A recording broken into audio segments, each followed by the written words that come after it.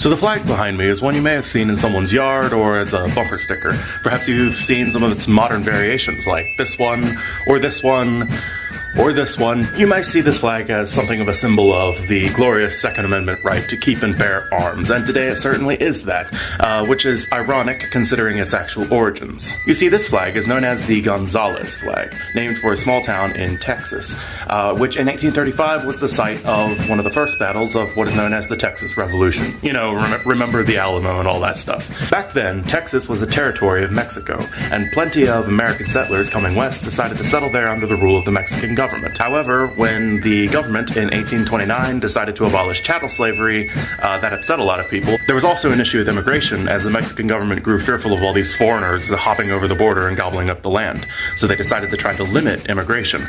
But those pesky Americans kept coming over the border and bringing their slaves with them. Maybe the Mexicans should have built a wall. But anyway, the Americans decided they'd had enough of these Mexican governmental restrictions and started to rise up against the government.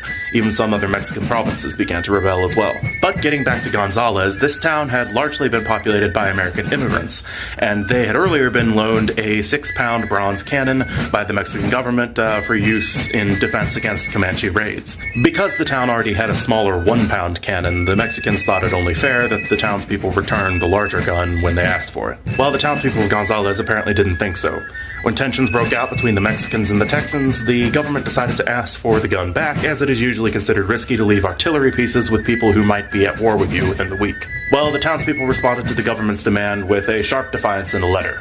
Ven y tómalo, meaning come and take it. And when 100 Mexican dragoons galloped up to the town to punish these rabble-rousing American miscreants, they found the town flying a new battle flag. Beneath the Lone Star of Texas, symbolizing the new state's independence, was a cannon, symbolizing the cannon in question, and the very same motto in English, come and take it. That motto actually has a bit of a history behind it itself, possibly going all the way back to the days of the Spartans. When the Persians demanded that the Spartans surrender their weapons, the infamous King Leonidas is said to have responded, molon labe, meaning come and take it.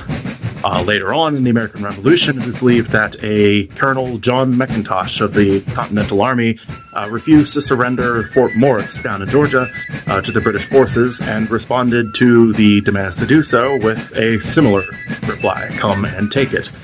He held the fort and would later be rewarded by the Georgia State Assembly with a sword engraved with the very same motto on the blade, which is pretty cool. It's also possible that the townspeople came up with the saying completely independently, which is a very Texan thing to do. So the dragoons galloped up to the town, only to find that Gonzales' militia had swelled to 140 strong, so after mulling around